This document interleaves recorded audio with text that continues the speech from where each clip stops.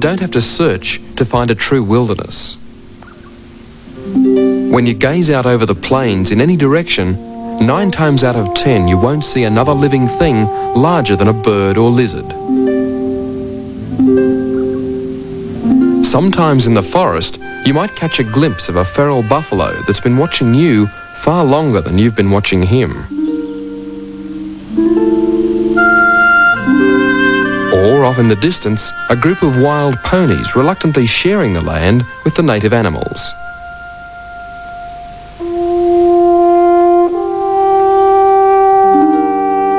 But most of the time, all you see is a vast emptiness. These magnificent areas are some of the most impressive empty landscapes in Australia. But to the original inhabitants, these wide open spaces are far from empty. Every feature is rich in meaning, and in many places, there's a particular significance.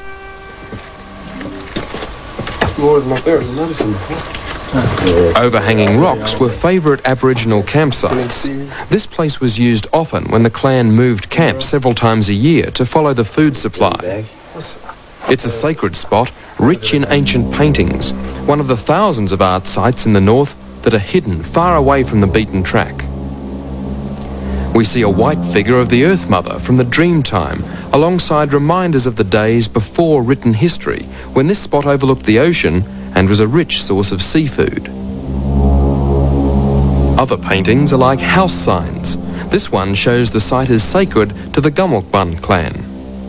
The dingo is a clan symbol, and the painting shows a mythological creature, half man, half dog.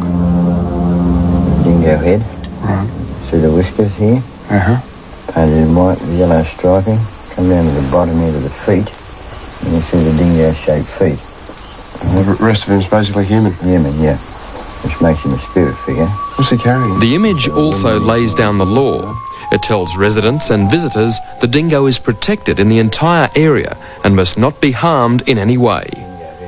Every clan has sacred animals, helping to ensure that no species is hunted to extinction. Strict moral codes are reinforced by tales of Dreamtime humans turned into animals or part of the landscape as punishment for their crimes. The brolga, one of the most graceful birds of the Australian bush, started life as a warrior spirit sent down by the Creator to teach the art of dancing. But when the warrior made a habit of sneaking into the bush with young women attracted by his dancing, the creation spirit ordered 13 elders to club him to death with a single blow each. Every bloke hit him on the head once. Immediately after the 13th bloke hit him on the head, he turned into the brolga. That's why the brolga has that red mark on his head. Represents the blood that was coming out of his head.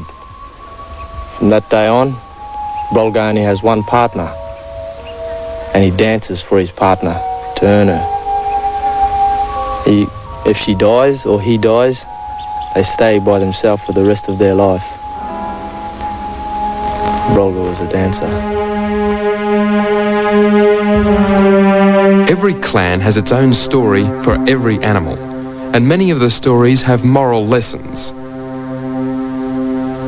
Like the frillneck lizard, it was once a small boy who disobeyed his elders and refused to stop playing the fool during a ceremony of initiation. He woke up the next morning and he found he was in a different form. Scaly, skinny, and he had this big ear. And he walked up to the old fellas and said, "What am I like this for?" They told him, "You can't play inside ceremony. You skinny, you're ugly now.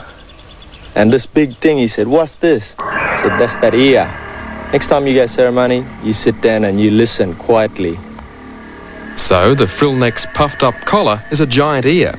But to me, it was the fancy footwork that made the story of his human origin just that little more believable.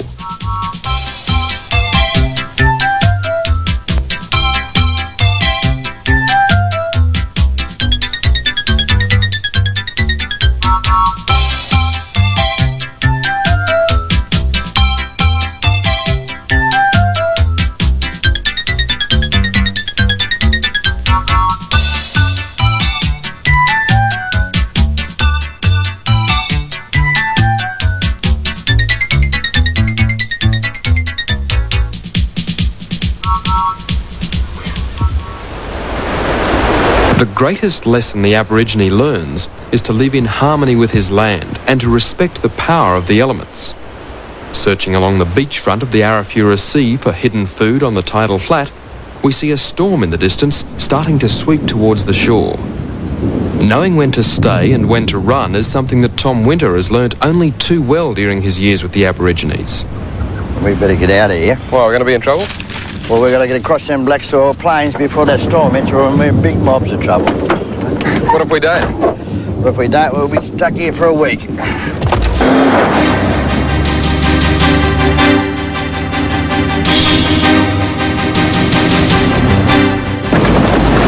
stuff becomes bottomless once it gets wet. One of the big storms coming into the build-up is one of the best ones I've seen come in this area in the last 2 or 3 weeks. So it's going to drop about, could range between 5 and 6 inches of rain in about an hour.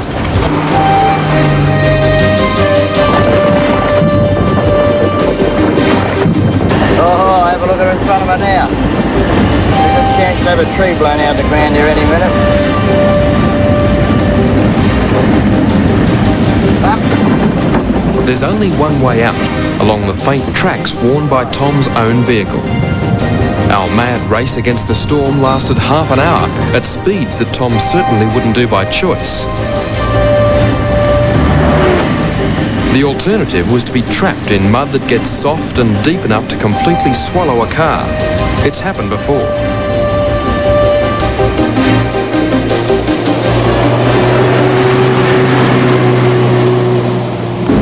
Right, we've made it. Phew. That was the last bit of black soil plain. If we get stuck now, at least we can winch ourselves out. We've got some trees around us. You learn to live with the weather up here, and you learn to understand it, and you read the signs, and when nature says I'm going to drop about 6 inches of rain on you and you're in the wrong spot, you know you've got to move. You never move too late. Seen the storm coming and you when to run. Back at the campsite, the rain and the storm is no longer a menacing danger. It becomes a welcome relief from the heat of the day in the midsummer of Arnhem Land.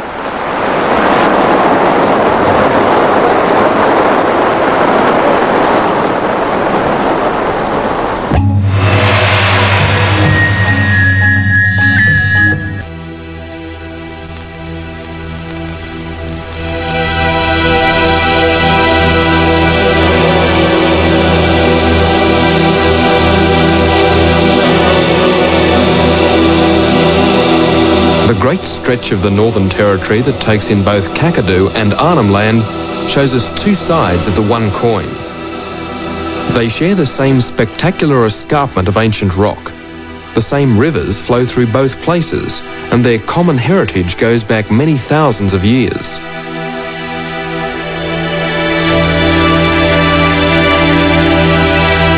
In Kakadu, we see the encroachment of Western civilization, controlled, though still welcomed by the Aboriginal owners. But Arnhem Land is one of the world's rarities, a place that has successfully resisted the onset of the 20th century. Land rights here give the Aborigines the power to make time stand still, or to at least slow it down to the same pace as the previous 40,000 years. Because the Aborigines have limited development to only the most basic of modern conveniences, we see a culture developing free from uninvited influence. And we see a landscape that owes practically all its features more to the forces of nature than the hand of man.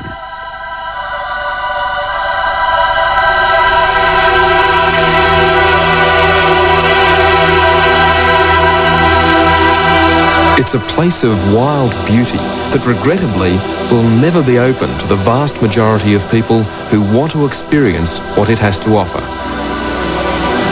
But that severe restriction of the numbers coming in is what will ensure that Arnhem Land remains a magnificent wilderness.